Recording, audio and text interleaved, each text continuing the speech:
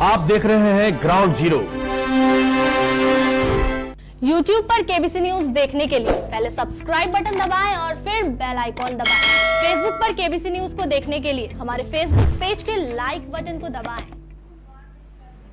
नमस्कार, सुबह के 9:30 बज चुके हैं। आप देख रहे हैं केबीसी न्यूज। मैं हूं आपके साथ मोना।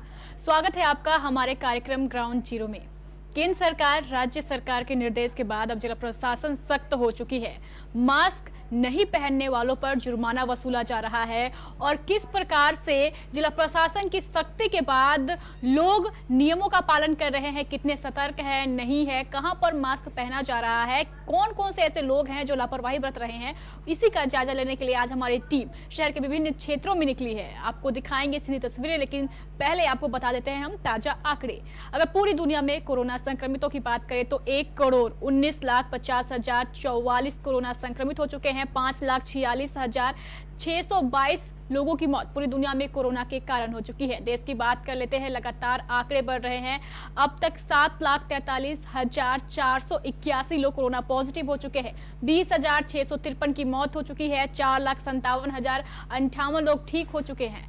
आपको बता दें कि पिछले 24 घंटे में 20,000 से भी ज्यादा जो नए कोरोना पॉजिटिव है वो मिले हैं, जिसके बाद जो आंकड़े हैं तेजी से बढ़ते जा रहे हैं। 7,46,000 का जो बड़ा आंकड़ा है उसे पार कर चुका है देश और लगातार तीसरे स्थान पर है। पहले स्थान पर अमेरिका, दूसरे स्थान पर ब्राजील और कोरोना संक्रमितों के मामले में भारत तीसरे स्थान पर चल रहा है। रूस को पीछे छोड़ते हुए भारत आगे बढ़ चुका है और इस बढ़ते आंकड़ों को देखते हुए ऐसा लग रहा है कि जल्द ही जो ये आंकड़े हैं और भी बढ़ेंगे। बिहार में भी कोरोना संक्रमितों की जो संख्या है वो बढ़ती जा रही है। अब तक 12,525 कोरोना पॉजिटिव पूरे बिहार में मिल चुके हैं। 58 की मौत हो चुकी है। 9,338 लोग ठीक हो चुके हैं। कटिहार में भी आंकड़े बढ़ते जा रहे हैं। कल ही 24 नए कोरोना पॉजिटिव मिले थे, जिसके बाद जो संख्या है वह 584 हो चुकी है। एक की मौत हो चुकी है। 459 लोग ठीक हो चुके हैं, जबकि 129 अभी भी कोरोना से संक्रमित है। यानी 129 जो लोग हैं अभी भी कोरोना से जंग लड़ रहे हैं और कोरोना को हराने की कोशिश कर रहे हैं।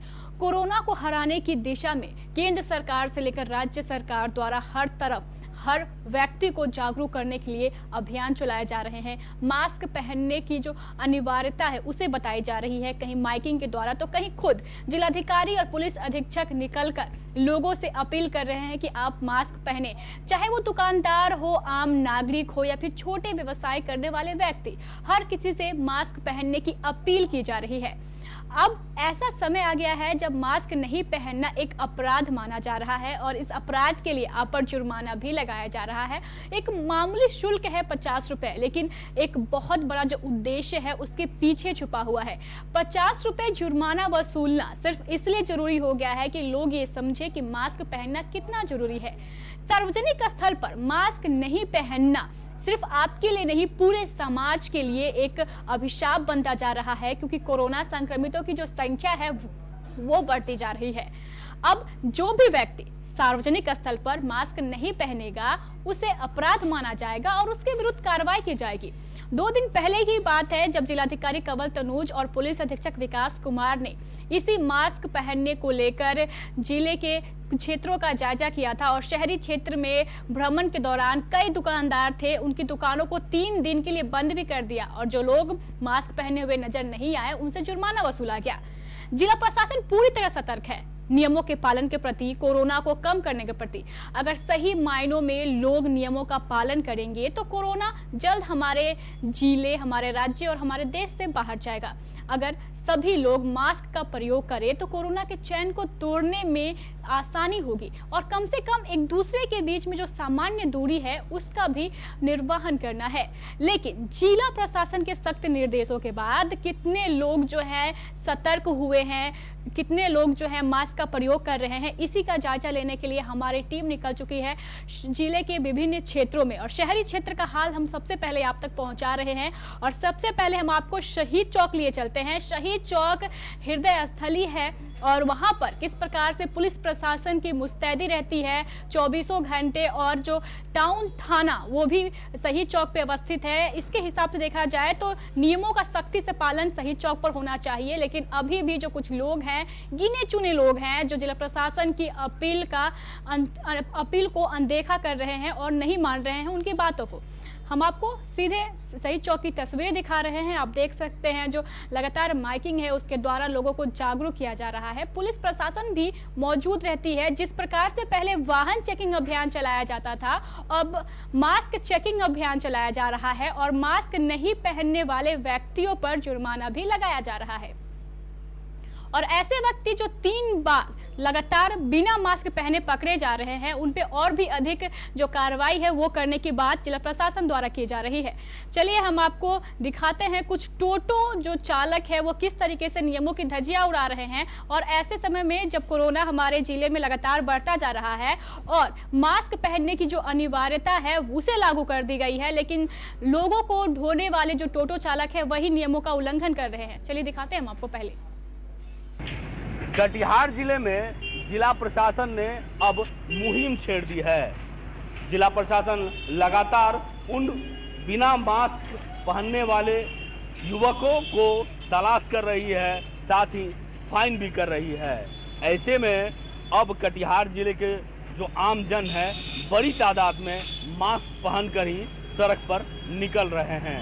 जो गाहे बगाहे अगर मास्क नहीं पहने हैं तो उन्हें यह भी डर सता रहा है कि जिला प्रशासन कहीं फाइन न कर दे। बेशक ये एक अच्छा संकेत है।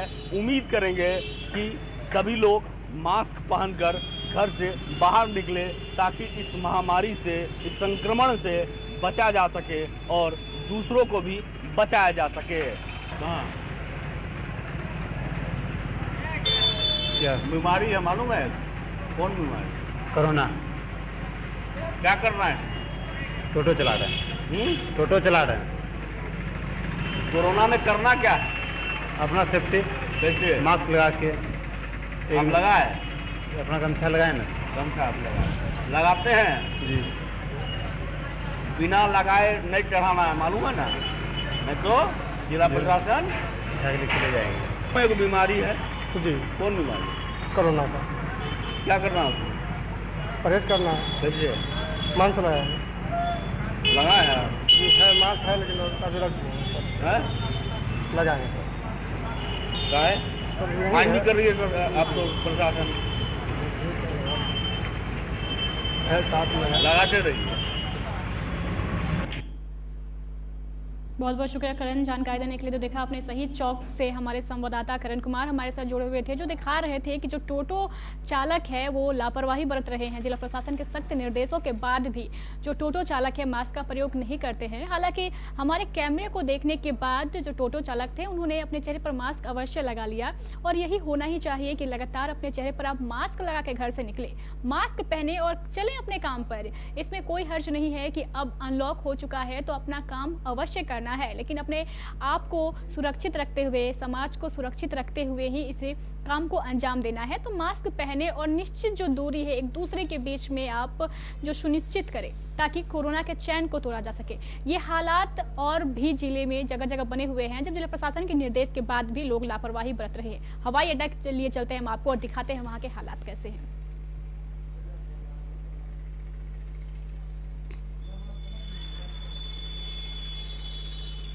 हम आपको हवाई अड्डा चौक की तस्वीरें दिखा रहे हैं। आप देख सकते हैं किस प्रकार से लोग जिला प्रशासन के सख्त निर्देशों का भी खुलेआम उल्लंघन कर रहे हैं। आप देख सकते हैं ये मजदूर तबके के लोग हैं और लगातार ये काम की तलाश में हवाई अड्डा चौक पर एकत्रित होते हैं और नियमों का जो उल्लंघन है आप देख सकते हैं। सीधी तस्वीरें हम आपको हवाई अड्डा चौक की दिखा रहे हैं जहां पर मजदूरों का एक बड़ा जो वर्ग है एकजुट होकर खड़ा है।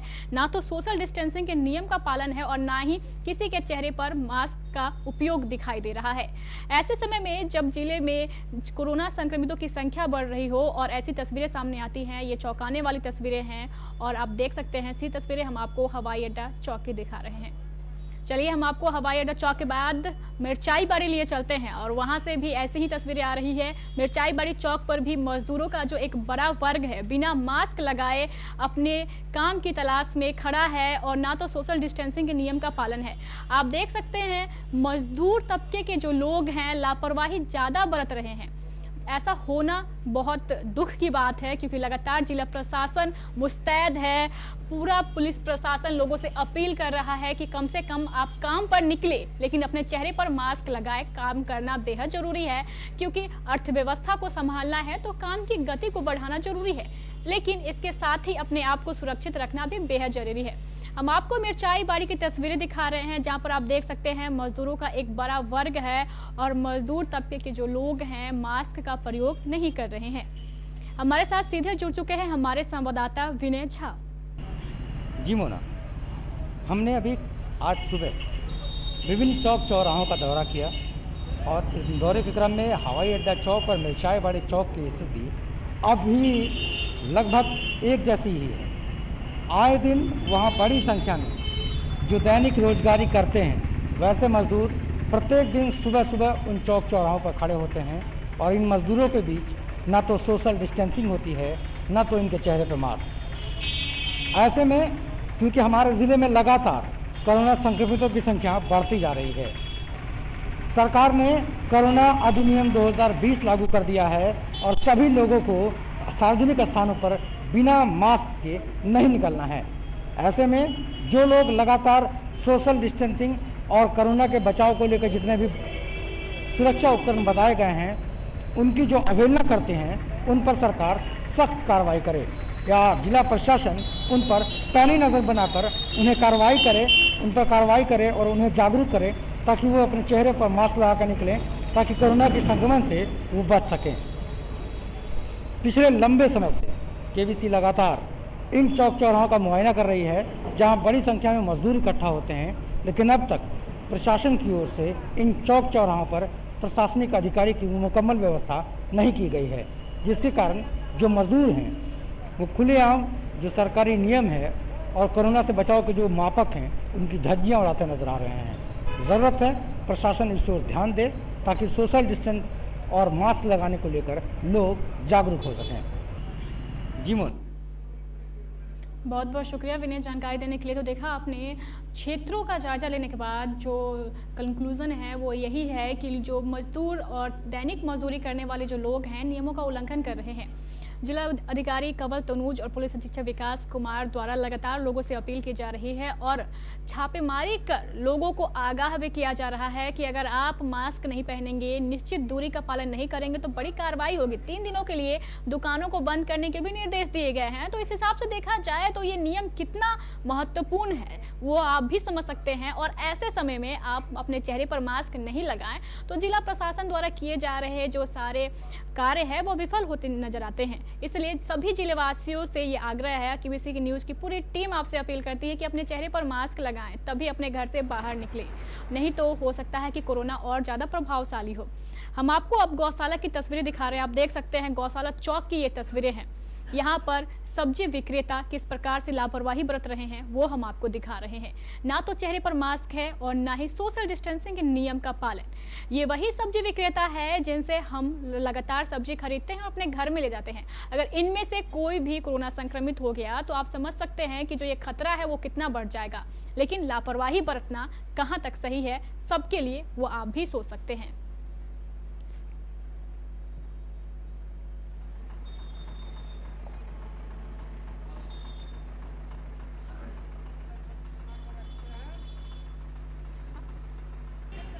आपको गौशाला की सीधी तस्वीर दिखा रहे हैं जहाँ पे देख सकते हैं आवागमन जो है वो सुबह का वक्त है और मौसम जो है सुहाना बना हुआ है और बड़ी संख्या में लोग अपने घरों से निकल रहे हैं, पर मास्क का प्रयोग नहीं करना वो कहाँ तक सही है जब लगातार जिला प्रशासन सतर्क है और क्षेत्रों में जाकर खुद जिलाधिकारी कंवल तनूज और पुलिस अधीक्षक विकास कुमार छापेमारी कर रहे हैं। लोगों से आग्रह कर रहे हैं कि कृपया करके आप मास्क लगाएं क्योंकि कोरोना के चैन को तोड़ना है। और लगातार अपील करने के बाद भी ऐसी तस्वीरें जो हैं वो गंभीर जो विषय है उस पर संकेत करती हैं। हमारे साथ गौशाला से जुड़ चुके हैं हमारे संवाददाता गुड्डू शेख। गुड्डू, लगातार जिला प्रशासन सतर्क है। वाहन चेकिंग अभियान की तर्ज पर मास्क चेकिंग अभियान चलाया जा रहा है और फिर भी गौशाला की जो तस्वीरें हैं वो साफ तौर पर इशारा करते हैं कि लोग अभी भी जागरूक नहीं है और मास्क का प्रयोग नहीं कर रहे हैं। ऐसा क्यों है जब लगातार अपील करने के बाद भी लोग इस तरीके से अपने व्यवहार को कर रहे हैं और मास्क का उपयोग नहीं कर रहे हैं?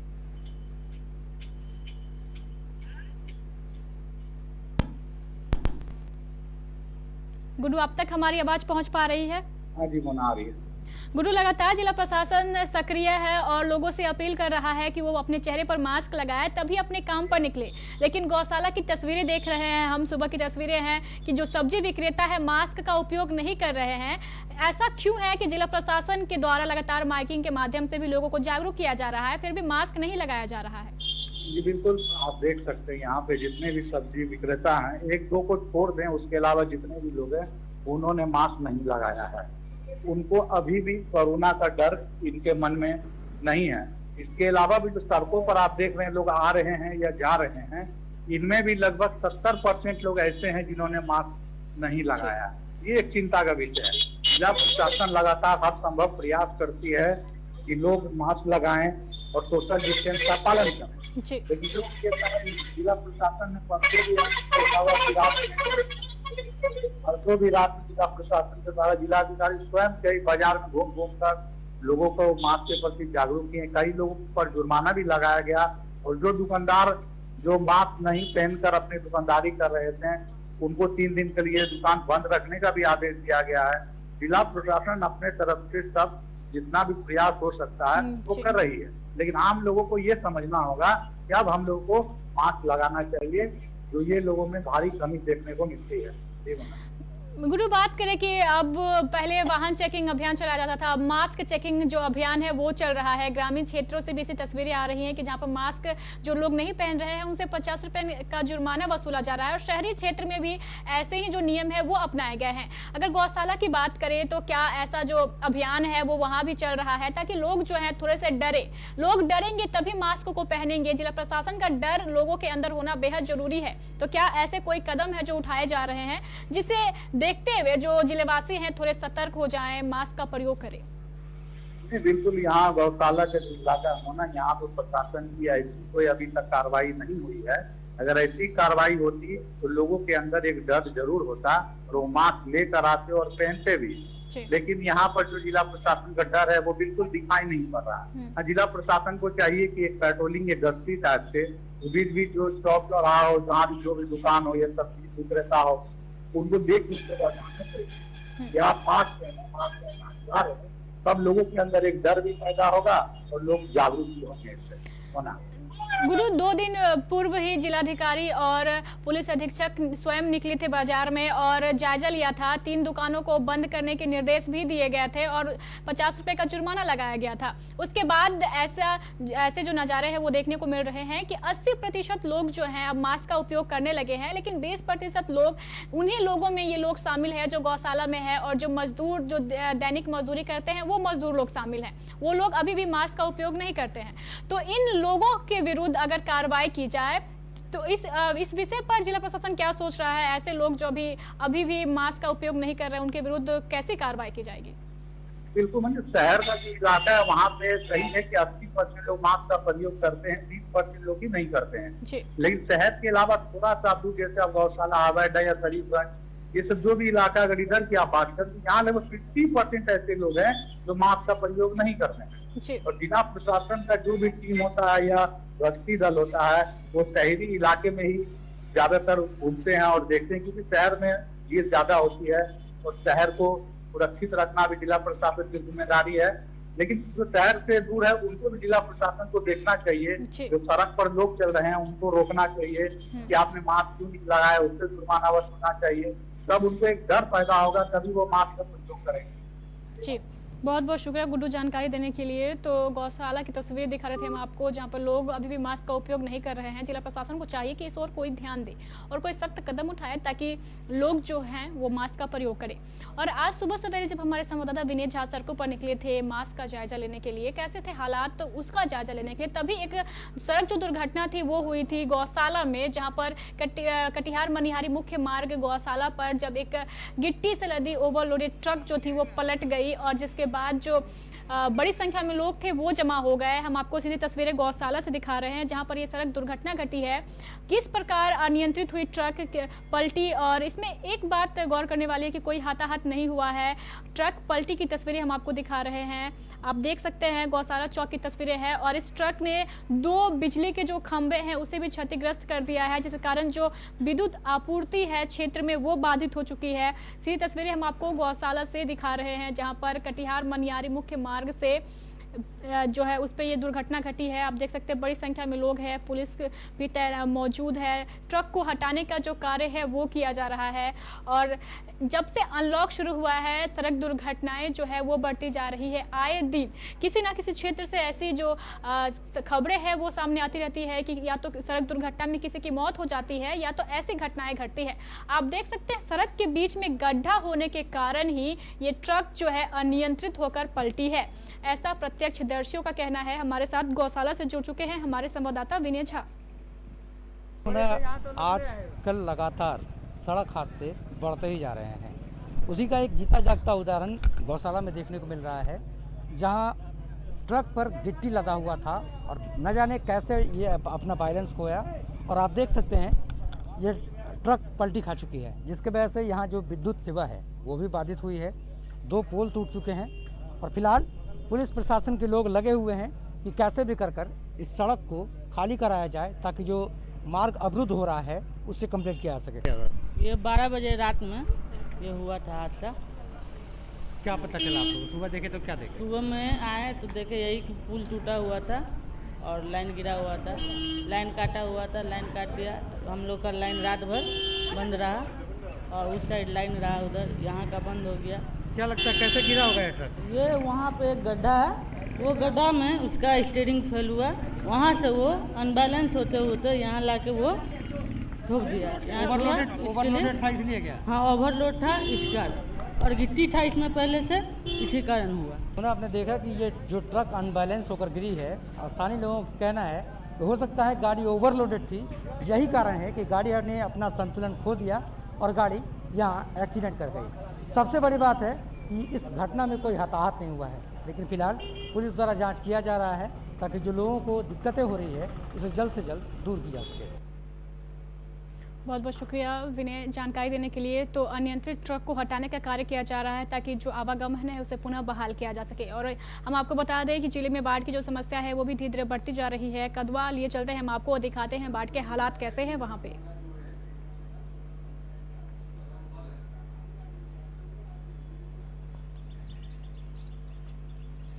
हम आपको कदवा की तस्वीरें दिखा रहे हैं। आप देख सकते हैं बाढ़ के पानी के कारण जो किसानों की खेती थी वो बर्बाद हो चुकी है। और आप देख सकते हैं सीधी तस्वीरें कदवा की है, जो बाढ़ का पानी है किस रफ्तार से आगे बढ़ रहा है और खेतों को अपनी चपेट में लेता जा रहा है। लोग डरे हुए हैं, सहमे हुए हैं और लगातार मांग कर रहे हैं कि इस ओर जिला प्रशासन ध्यान दे। आप देख सकते हैं जो कि बड़ी जो एक फसल की खेती थी वो भी बर्बाद हो चुकी है बाढ़ के कारण। और हम आपको सीधी तस्वीरें कदवा की दिखा रहे हैं। एक तो कोरोना का कहर और ऊपर से बाढ़ का प्रलय, दोनों चीज़ों से जिलेवासी बेहद परेशान हैं। हम आपको सीधी तस्वीरें कदवा से दिखा रहे हैं।